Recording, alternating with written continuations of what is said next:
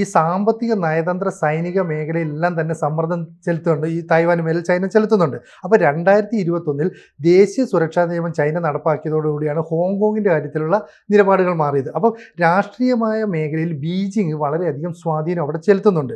അപ്പോൾ രാഷ്ട്രീയ പ്രക്രിയയിൽ എല്ലാ മാറ്റങ്ങളും ഇപ്പോൾ ഹോങ്കോങ് തന്നെ നടപ്പാക്കിയാൽ മതിയെങ്കിലും സത്യത്തിൽ ചൈനയിലെ ഉന്നത നിയമനിർമ്മാണ സഭയുണ്ട്. അതായത് നാഷണൽ പീപ്പിൾസ് കോൺഗ്രസ്. ഒന്നുകിൽ അവരറിയണം, അല്ലെങ്കിൽ അതിൻ്റെ സ്റ്റാൻഡിംഗ് കമ്മിറ്റി അറിയണം. അല്ലാതെ നിലപാടൊന്നും സ്വീകരിക്കാൻ പറ്റില്ല. അപ്പോൾ ഹോങ്കോങ് ഓരോ സ്റ്റെപ്പ് മുന്നോട്ട് വെക്കുമ്പോഴും ചൈന എല്ലാ കാര്യങ്ങളും അറിയണമെന്നൊരു നിബന്ധന മുന്നോട്ട് വെക്കുന്നുണ്ട്.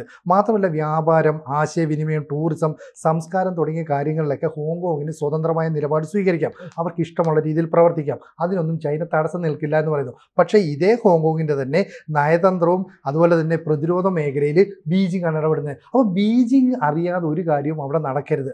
അതുകൊണ്ടാണ് ഹോങ്കോങ്ങിലെ പ്രതിപക്ഷ പാർട്ടികളെയൊക്കെ ഇല്ലാതാക്കുന്നത്. അപ്പോൾ ആകെ ഒരു പ്രതിപക്ഷ പാർട്ടി മാത്രമേ അവിടെ ഉണ്ടായിരുന്നുള്ളൂ. ആ ഡെമോക്രാറ്റിക് പാർട്ടിയെ അവർ ഇല്ലാതാക്കുന്നു.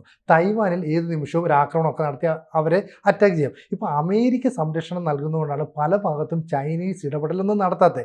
കൂടുതൽ വാർത്തകളും വിശേഷങ്ങളും നിങ്ങളിലേക്ക് എത്താൻ ABC മലയാളം സബ്സ്ക്രൈബ് ചെയ്യുക, ബെൽ ബട്ടണും അമർത്തുക.